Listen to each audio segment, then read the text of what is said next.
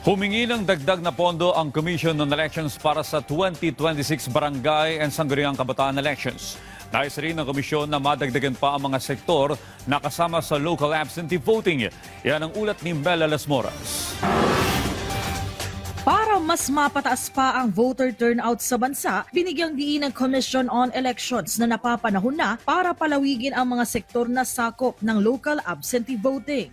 Sa ngayon, ang kasali lang kasi rito ay ang mga miyembro ng PNP, AFP at media kung saan pinapayagan ang pagboto nila ng mas maaga ilang linggo bago pa man ang mismong araw ng eleksyon. Para sa mga botante sa labas ng bansa, may ganitong sistema rin para sa OFWs. Ayon kay COMELEC Chairman George Erwin Garcia, dapat ay payagan na rin dito ang mga senior citizen at persons with disability. Gayon din ang mga frontliner tulad ng healthcare workers at iba pang essential workers. Pero kailangan ng bagong batas para rito.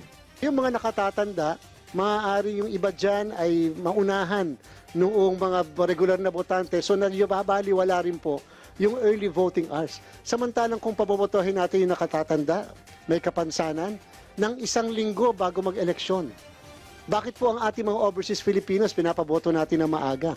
Bakit po yung ating mga media pinapaboto natin na maaga? Military, PNP, pinapaboto natin. Kung pabobotohin natin na maaga ang nakatatanda, may kapansanan, sa araw ng eleksyon naghihintay na lang po sila ng results.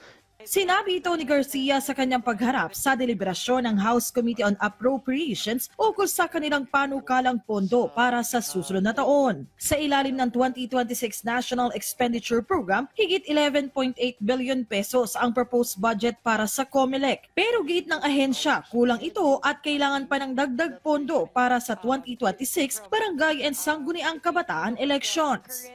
Pag po may honoraria yung teachers na dagdag, abutin po ng mga 9 billion pesos, Madam Chair. Yun po yung i-add sa ating naka-continuing appropriation. Sa ngayon, tuloy-tuloy rin naman ang paghahanda ng COMELEC para sa nalalapit na eleksyon sa Bangsamoro Autonomous Region and Muslim Mindanao o BARM na gaganapin naman sa October 13. We printed up to yesterday 3 provinces already, the provinces of Basilan, Tawi-Tawi, and the SGA. The 8 municipalities of the Special Geographic Area. So ngayon po, we started already with the printing of the Maguindanao South and Maguindanao North. We're hoping to be able to finish all the printing of the ballots, the more or less 2.3 million ballots of the Bangsamoro until completed kasama ang verification September 15, Madam Chair. Bukod naman sa COMELEC, humarap din sa budget deliberations ng Kamara ang mga opisyal ng Department of Human Settlements and Urban Development sa pangunguna ni Secretary Jose Ramon Aliling kung saan natalakay rin ang mga issue ukol sa mga pabahay ng pamahalaan. Una nang tiniyak ng liderato ng Kamara na ang ipapasa nilang budget proposal tunay na tutugon sa pangailangan ng mga Pilipino. Mel Las Moras para sa Pambansang TV sa Bagong Pilipinas.